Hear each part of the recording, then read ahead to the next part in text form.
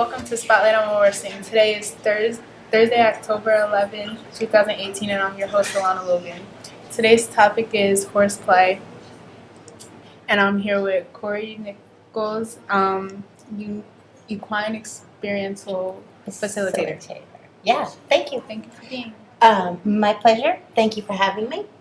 I'm here to tell you a little bit about what Hudson Valley Horseplay is and what we do, and I have a slideshow to share. It's more visual work than anything else, so we'll use that today, I hope. Okay, so we have some questions. What is horseplay exactly? So horseplay involves on-the-ground activities with horses, and those can be observations or interactions with horses. And in lieu of riding horses, we're trying to support social and emotional skills and also professional development by structuring these activities so that people can learn more about their behaviors and how their behaviors are received. So it's kind of like teaching people skills, but with horses. Horses. Good. Yeah. Is there riding involved? There is no riding involved. I've been a riding trainer my entire life. I've always worked with horses, trained horses, taught people how to ride horses. And what happened was I realized that when I was teaching people how to ride horses, they needed to understand that the horses had different needs in order for a rider to solicit their cooperation. So I found it much more engaging and much more powerful for individuals to perform these activities on the ground where the horses really can just be themselves instead of being sort of vehicles of operation. So in this model, there is no riding.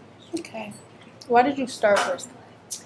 I started horseplay when I realized as a horse trainer that they come in such a wide variety of personality types and with different moods that if we can't listen really deeply to a horse's requests, either for more pressure or less pressure, for example, then we're really missing a lot of the point of trying to form a relationship with the animal. So I got more specific with this line of work because I thought that it would be a teaching vehicle for kids particularly, and now for a lot of people.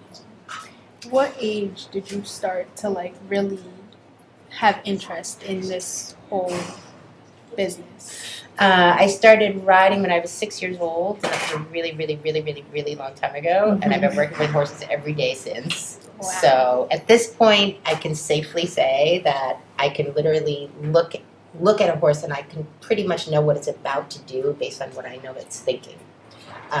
And many horse people will tell you that over time that you sort of develop that sense. Who is this for? This can be for a whole bunch of people, children, youths, adolescents, adults, families, teens, etc. If it's cool, I'll play some of these slides and that might explain a little bit more. Okay.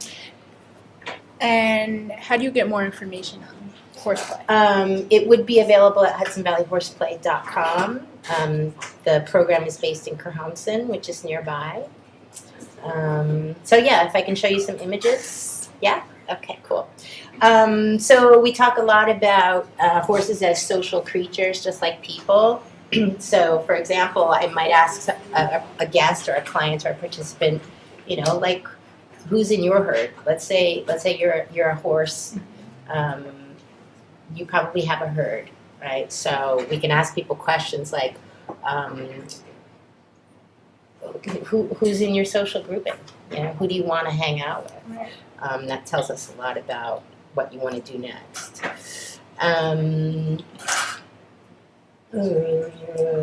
That's us right there. We call it equine experiential learning because we're learning by experience and by guided interactions. This is my office. Outside. Yeah. This is we have 9 horses on the property. They all come in completely different personalities, like I said. So they all give us a chance to experiment together. And do you connect with each horse individually? Yes, it's a great question. Yeah, it requires each horse, something will work differently for each horse. So not one approach works for everybody. Yes. Yeah. A picture like this, we might ask somebody like, which horse are you? Some of what we do involves really studying body language and other nonverbal communications, so that's really important. And we can talk about how people use that. We work with a lot of young kids, helping prepare them for school. We study relationship skills, so we'll observe horses and how they get along with each other. Creative problem solving, which is a huge pivotal point for success in school and life. Mm-hmm. Support systems amongst peers, personal growth efforts for individuals and professionals, parenting skills. We teach a lot of parents about setting boundaries for their kids, for example. These are different. This slide is like chasing through the system. Activities. That was an activities game. Again, nonverbal communications. We identify what horses do. Couples come to us a lot to try to figure out how to work well together. We ask participants to really assess their experiences. Deep listening to a horse is very relaxing, so we can teach mindfulness. These are all about levels of pressure. I don't know how to slow this thing down. This was a group of high school students that I loved working with. We train teachers, so we're working on credentialing hours for teachers and other professionals. These gals set up an obstacle course to resemble their office job, which was really complicated. Mm-hmm. This girl is trying to find a common interest with a new friend, part of a relationship skill group. Sometimes people are just breeding horses at liberty in the field. This group is putting too much pressure on this horse. It's a very sensitive horse who later jumped out of the building. That was a summer camp I did, and we had to work together. This was really interesting. If I could stop this one, I'll try. No, I can't. Can I? For any parents out there, try to go back. This group of adults came to us because they had a child that was difficult to discipline. Let's just put it that way, an adolescent. So their task was to try to keep the pony, represented their adolescent, and they were supposed to try to keep the pony off grass. And they had to think of everything they could to assert themselves in a healthy way with this individual, we'll call it. Not physical contact, not threat, but authority. And the metaphor there was, how can we set limits for our adolescent and encourage the right behaviors? Do you get like a lot of teenagers, like 15, 16-year-olds? Like, yeah, a lot of them. Yeah, those are tough years, and a lot of kids come to us or are referred to us just to find different ways to work out, whatever transition they're going through and how that's affecting them. Yeah. Let's see if I've got a couple more. So that was the keep off the grass. This was a group of kids coming from a leadership group. We had a lot of fun with them. This took place at a school. We asked kids to pick an egg and balance that on a spoon. Most of the kids were pretty stressed out even at the middle school level, so that worked for them. And horses are just normal and goofy, so there's a lot of humor involved. That was a program that we did with very little kids.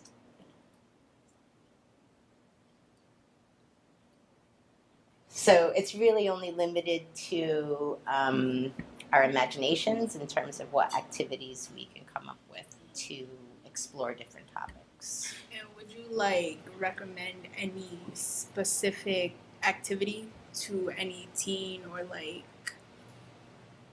parent looking for something for their teen? That's a great idea. Yes, I would. It would really depend on what the specific goal were. But something that works often really well is communication and clarity in communication. Mm-hmm. That seems to be a common thread. for families, and also varying the amounts of pressure that one puts on the horse or not, and the way that the behavior of the horse or the individual would change, given a little more freedom. Right. Yeah. I don't know if you recognize this face. She might be before your time, but her name is J.C. Dugard, and she was a victim of some horrible crimes back in the day. And equine-assisted psychotherapy, which is another form of our work, is what really helped her recover from deep trauma she suffered. So we also do offer equine-assisted psychotherapy as well. She started a foundation called the J.C. Dugard Foundation. This is a group of counselors who came for a team building activity. Close up. Yeah. There's no horse experience required. Like we said, there is no riding. People don't have to get any closer to a horse than they want to. Some of the observations can take place from the fence line. But we do encourage people to get out of their comfort zone and try things that they haven't before. And that brings a certain amount of confidence that we find that our clients can then take out into the world. And so if they can get a 1,000-pound horse to move without touching it in a non-confrontational way, then they end up finding in their lifetimes that they can use those skills also. Right. Yeah. What else do we have? Oh my God, I have like 100 slides. I got a lot. You've been doing this for a while. There's a lot We've been busy. different personalities that you've interacted with. Yes. And a lot of different horses that you've interacted with. Yes. Like throughout your years. Yes. Do you have like, would you say a favorite horse or like a favorite personality, like a type of horse you like? Right. Those are good questions. Which horse we select for which activity depends on it really depends on how much of a challenge we think our guests can tolerate or would benefit from. So it's pretty carefully considered which horse to use on which days.